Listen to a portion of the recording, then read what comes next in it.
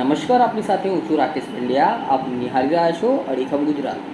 મહિલા અને બાળ કલ્યાણ વિભાગના ઉપસચિવે મેડાના મુવાડા ગામે બાળકોને કરાવ્યો શાળામાં પ્રવેશ.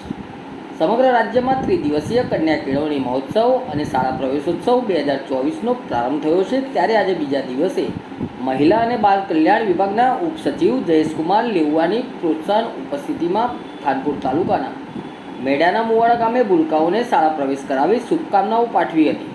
મેડાના મુવાડા ગામની પ્રાથમિક શાળામાં આંગણવાડી 1, બાલવાટિકા 31, ધોરણ 1માં 6 મળી 38 ભૂલકાઓનું શૈક્ષણિક કીટ આપીને સ્વાગત કરી પ્રવેશ આપવામાં આવ્યો હતો. વધુમાં સ્કૂલના તેજસ્વી વિદ્યાર્થીઓને મહાનુભાવોના હસ્તે સન્માનિત કરાયા હતા.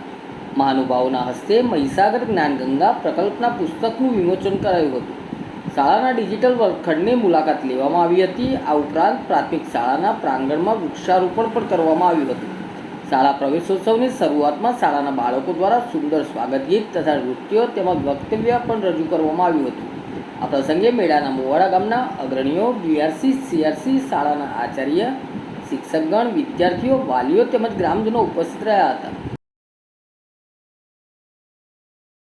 આજ રોજ તારીખ 27/6/2000 ગુરુવારના રોજ મેડાના મુવાડા પ્રાથમિક શાળા ખાતે 21મા શાળા પ્રવેશોત્સવ અને કન્યા કેળવણી મહોત્સવમાં આંગણવાડીમાં કુમાર 1 અને બાલવાટિકામાં 18 કુમાર અને 13 કન્યા એમ મળી કુલ 31 બાળકો તથા ધોરણ 1માં 2 કુમાર અને 4 કન્યા મળી કુલ 6 બાળકોને પ્રવેશ આપવામાં આવ્યો.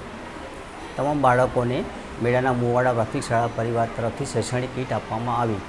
સરકારશ્રી તરફથી આપવામાં આવતી પ્રાથમિક શાળાઓને સહકારી યોજનાઓથી વાકેફ કરવામાં આવ્યા. બહોળી સંખ્યામાં ગ્રામજનો પણ આનંદ અને હર્ષોલ્લાસ સાથે ઉપસ્થિત રહ્યા. એકમાત્ર મહીસાગર જિલ્લામાં મહીસાગર જ્ઞાનગંગા પ્રકલ્પ પુસ્તકનું વિમોચન કરવામાં આવ્યું.